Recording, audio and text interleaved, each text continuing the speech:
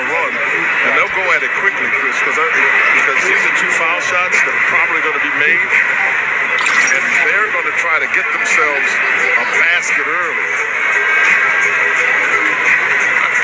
All I know is his arm is on his body when he's getting ready to take a shot. Upon review, the challenge is unsuccessful. George has not jumped vertical to defend the play. Result of the play will be Halliburton has 2 free throws. So now they'll announce it to the crowd. I'm not sure the crowd heard John Goble because they didn't respond. Now they respond. Yeah, because it was announced by the fieldhouse announcer. And so George the foul, and free throws now for Halliburton.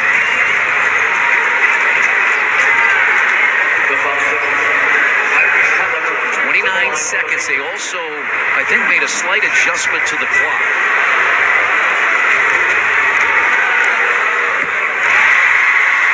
Halliburton has 22. This is the big one to give the Pacers a 3-point lead.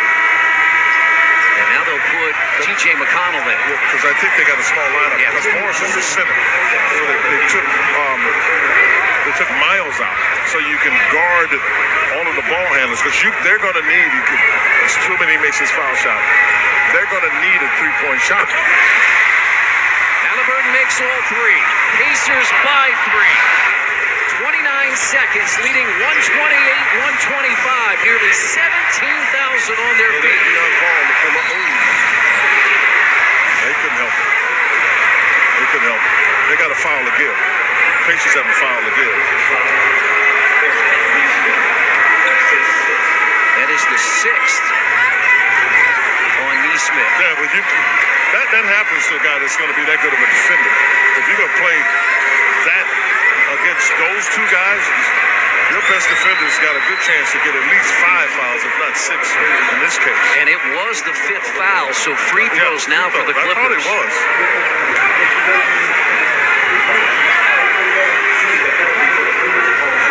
And the shot clock is off. We got 2 timeouts. 40 points for Paul George, 6 of 6 at the line. But they're still going to have to foul, because the Clippers have to foul. And a new season high for George. He had 40 earlier this year. Yeah, because the Pacers will be up 1, assuming he makes it. Pacers still have to foul. The Clippers still have to foul.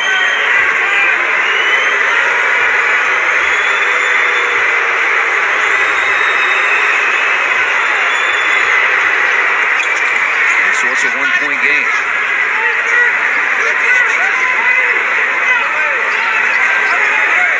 Full-court pressure by the Clippers. Shot clock is off. Gotta get it in. Halliburton has it. Ahead now to Nembhard. Heel. And now they'll fight Turner. That's who they wanted to foul.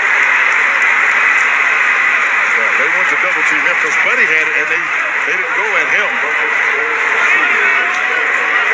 A 32-point night for Miles Turner, and 2 big free throws here with 13 seconds.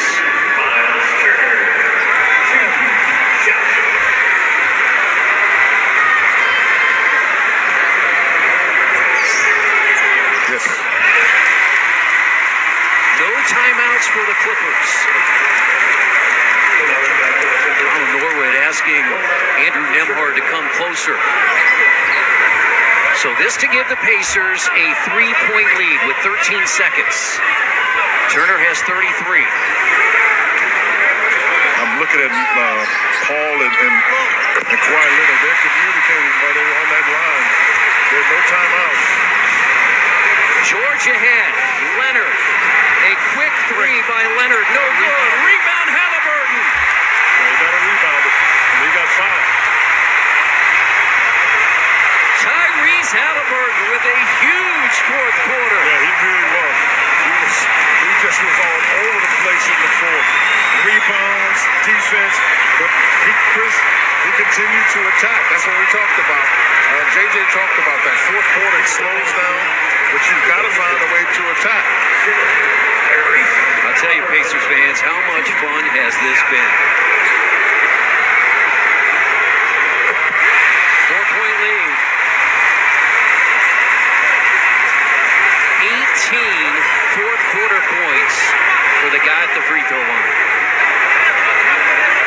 see him before he gets the ball, he's orchestrating all of his teammates, telling them where to go. I mean, a real leader.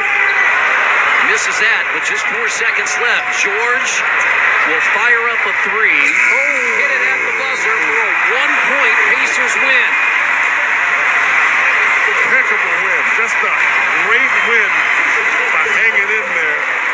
And I saw Miles Turner make sure that he got over to Paul George. Because as you said, they played together. But get the attack, getting on the attack there, I thought it was huge. I'm sorry. The official checking to make sure that, in fact, was good. It is unimportant if it's good or not. 45 points for Paul George, but what about the night for Miles Turner, JJ? 34, he's with you. 5 wins in the last 6 games, but Miles, the last 3 have followed a similar script where it's close midway through the 4th quarter, and the Pacers are the team that make the plays down the stretch. How are you doing it? Man, I told you, man, believe it. You know, that's what I talked about last game, and I think we really believe we're a great team. So, you know, we're making the plays down the stretch. It's early. We're working on ourselves, and, you know, the result, you see them. There's a great atmosphere in here from the opening tip. You got off to a good start, forcing 7 first-quarter turnovers. How did that set the tone for the rest of the game? Man, you know it's big. That's one thing I've been harping on a lot this year is the fact that our fan attendance is just crazy, man. And it's one of those things I personally don't take for granted.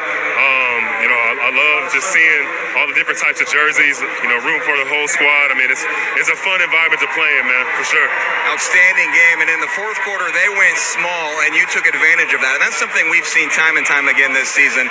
What is leading to that this season, and how is Tyrese Halliburton helping your offensive game? He's just a great facilitator, man. He reads situations well. You saw the way he closed out tonight's game, and, you know, we depend on him to do so. So, you know, I think he'll be here for years to come, and you got a special talent amongst us. Before you walked to this interview, you took a deep breath, kind of relaxed a little bit. You hit those 2 free throws. How good does this feel? Feels great, man. Step up and crunch time for my team and make the proper plays. And, man, I'm just happy we ended the year right. Final thought, you did mention after the last game, we're building something special here. Keep believing. Can you explain to those watching what you mean by that? I think, you know, I know for me personally, I'm just accustomed to being overlooked in a sense, you know, with the Indiana Pacers. I'm talking about the organization as a whole, and our fans feel that way as well. And, you know, I feel like constantly we have to fight every single year just to get a little bit of attention. But I feel like we're waking a lot of people up, and we're going to continue to do so. That's all I'm saying, is keep believing in what we're building, and the results speak for themselves. Congrats and Happy New Year. All right, thank you. Stanley, right up. What a way to end 2022. Remember how the Pacers ended 2021? It was a shot by DeMar DeRozan at the buzzer. Tonight, Quinn, the Pacers get the win. Plenty of heroes tonight. You heard from Turner, 10 of 10 at the line, and then Tyrese Halliburton. I agree with you know, Miles. I mean, it's a great confidence builder to be able to pull this off, to beat a Clipper team that you can tell is going to be a team you got to contend with in the West. And for Miles to be able to step up, I think is huge confidence for him. I think what you saw in Tyrese Halliburton is what the Pacers were hoping they were getting, was a guy you can put the ball in their hand, a guy that can make plays. And in fact, that's exactly what he did late game, was make plays, either make shots or deliver. Boy, the Pacers in clutch time are really, really good this year. They are now in 22 games. They've got 13 wins. They only had 11 all of last year. They've now won 3 straight, 5 of 6, and the Pacers have beaten the Clippers tonight 131-130. Monday night, the homestand comes to an end. Pacers and the Toronto Raptors. For Jeremiah Johnson, Eddie Gill, our fantastic crew, my partner Quinn Buckner, I'm Kristen Airy. Celebrate the new year with a Pacers win. Happy New Year!